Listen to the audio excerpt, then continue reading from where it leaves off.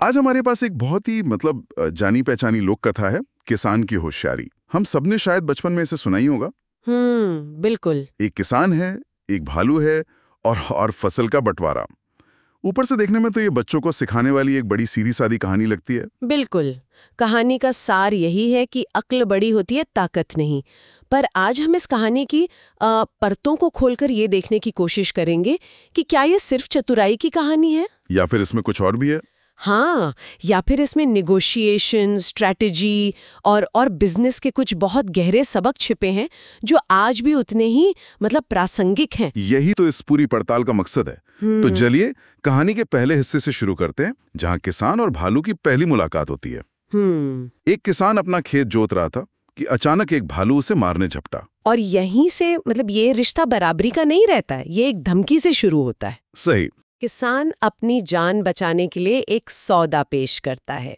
वो कहता है, मुझे क्यों मारते हो, फसल आने दो, जो कहोगे वही दूंगा। और भालू, जो जाहिर है ज्यादा ताकतवर है, वो शर्तें रखता है। उसने कहा ठीक है, एक काम करते हैं। हाँ। फसल का जो भी हिस्सा जमीन के ऊपर उगेगा वो मेरा होगा, और जो जमीन के नीचे होगा वो तुम्हारा। ऊपरी तौर पर तो ये एक सीधा साधा सौदा लगता है, लेकिन यहीं पर किसान अपनी पहली चाल चलता है। उसने खेत में आलू बो दिए। नतीजा ये हुआ कि जब फसल तैयार हुई तो किसान को जमीन के नीचे से ढेरों आलू मिले, और भालू के हाथ आए सिर्फ बेस्वाद पत्ते। बिल्कुल। तो पहली बाजी किसान के नाम रही। यहाँ भालू की सबसे बड़ी गलती क्या थी? उसने एक बहुत ही अस्पष्ट सौदा किया। एक वेग सौदा। सही कहा। उसने ये सोचा ही नहीं कि हर पौधे का कीमती हिस्सा अलग अलग जगह पर होता है। बिल्कुल। और यहीं पर हम पहली बड़ी सीख पर आते हैं, जिसे बिजनेस की दुनिया में कहते हैं एसिमेट्रिक इन्फॉर्मेशन। एसिमेट्रिक इन्फॉर्मेशन, इसका मतलब क्या हुआ? जानकारी का एक तरह का असंतुलन। हाँ, एकदम सही। जानकारी का असंतुलन जब सौदे में एक पक्ष को दूसरे से कहीं ज्यादा पता हो। अच्छा, जैसे कोई उदाहरण? जैसे जब कोई पुरानी गाड़ी खरीदता है तो बेचने वाले को उसकी असलियत के बारे में, उसकी कमियों के बारे में आपसे ज्यादा पता होता है। अच्छा। यहाँ किसान को खेती का यानी अपने डोमेन का पूरा ज्ञान है।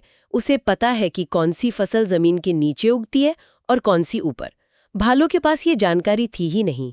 तो भालू ने अपनी ताकत के घमंड में होमवर्क ही नहीं किया। उसने सोचा कि वो नियम बना रहा है तो जीत उसी की होगी। उसने किसान के ज्ञान को कम आंका। और ये किसी भी निगोसिएशन में होने वाली एक बहुत आम गलती है। लोग अक्सर अपनी ताकत पर ज्यादा भरोसा करते हैं और दूसरे पक्ष की विशेषज्ञता को नजरअंदाज कर देते हैं। भालू ने एक ऐसा कॉन्ट्रैक्ट बनाया जिसमें बहुत बड़ी कमी थी और किसान ने उस कमी का फायदा उठा लिया। ये तो बहुत दिलचस्प है। तो भालू चिढ़कर रह गया, लेकिन जाहिर है वो हार मानने वाला नहीं था। कहानी आगे बढ़ती है और भालू अगली फसल के समय फिर किसान का रास्ता रोकता है। हाँ, और इस बार वो अपनी पिछली गलती से कुछ सीखने की कोशिश करता है। वो एक नया नियम बनाता है जो पिछली बार के नियम का ठीक उल्टा है। बिल्कुल। इस बार भालू कहता है, देखो, इस बार धोखा नहीं चलेगा। इस बार जमीन के नीचे की सारी फसल मेरी और ऊपर की तुम्हारी। उसे लगा कि अब उसने किसान को फंसा लिया है। उसने पिछली समस्या का समाधान तो कर लिया। अगर किसान दोबारा आलू बोता तो भालू जीत जाता, लेकिन किसान भालू से एक कदम आगे सोच रहा था। और इस बार किसान ने खेत में गेहूं बो दिया। हाँ। जब फसल कटी तो किसान को ऊपर से चमकीले गेहूं की बालियां मिली और भालू को मिली सिर्फ जमीन के नीचे की बेकार जड़ें। वो एक बार फिर खाली हाथ रह गया। भालू फिर हार गया, और उसकी इस दूसरी हार में एक और गहरा सबक छुपा है। वो रिएक्टिव यानी प्रतिक्रियाशील सोच रहा था, प्रोएक्टिव यानी सक्रिय नहीं। इसका क्या मतलब हुआ? वो बस पिछली घटना पर प्रतिक्रिया दे रहा था। हाँ, वो पिछली लड़ाई लड़ रहा था। उसका पूरा ध्यान आलू वाली समस्या को हल करने पर था। उसने ये नहीं सोचा कि किसान अगली बार क्या कर सकता है, जबकि किसान भविष्य के लिए योजना बनाना था। बिल्कुल। उससे पता था कि भालू क्या सोचेगा और उसने उसी के हिसाब से अपनी रणनीति बदली। ये तो शतरंज के खेल जैसा है कि नहीं? आप सिर्फ अपने विरोधी की पिछली चाल का जवाब नहीं देते। नहीं, बल्कि उसकी अगली 3-4 चालों का अंदाजा लगाकर अपनी चाल चलते हैं। सही। ये किसी भी कॉम्पिटिटिव माहौल में सफलता का मूल मंत्र है, चाहे वो बिजनेस हो, खेल हो या युद्ध। जो सिर्फ पिछली गलतियों को सुधारता रहता है वो हमेशा एक कदम पीछे रहता है।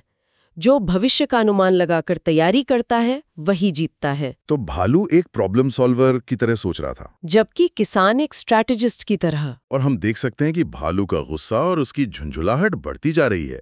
वो अब इसे अपनी इज्जत का सवाल बना चुका है। बिल्कुल, उसे लग रहा है कि एक छोटा सा किसान उसकी ताकत को चुनौती दे रहा है। और जब भावनाएं तर्क पर हावी हो जाती हैं तो गलतियां होने की संभावना और बढ़ जाती है। हाँ, भालू अब तर्क से नहीं बल्कि गुस्से से काम ले रहा है, और यही हमें कहानी के तीसरे और सबसे दिलचस्प सौदे तक ले जाता है।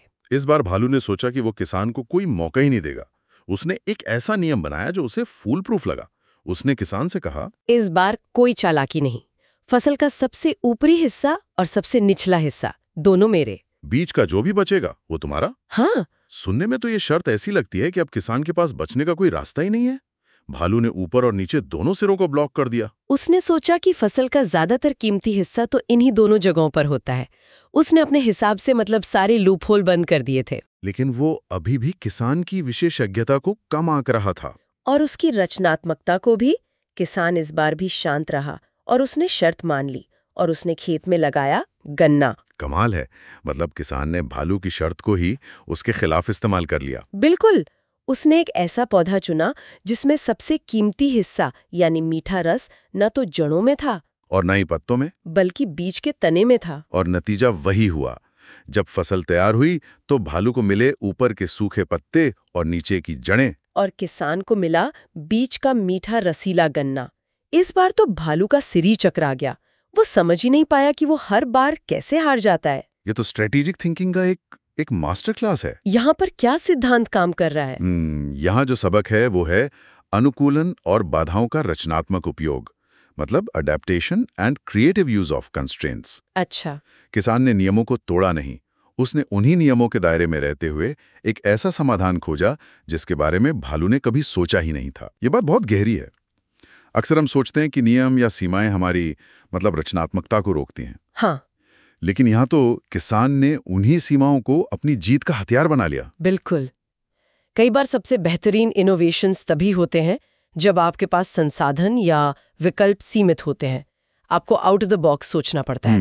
भालू जितने ज्यादा कड़े नियम बना रहा था, वो अनजाने में किसान को उतने ही अनोखे समाधान खोजने के लिए मजबूर कर रहा था। सही बात है। किसान हर बार अपने प्रोडक्ट को बदल रहा था, पहले आलू, फिर गेहूं, फिर गन्ना, ताकि वो भालू के बनाए गए मार्केट के नियमों में फिट हो सके। तो अगर हम तीनों सौदों को एक साथ देखें तो एक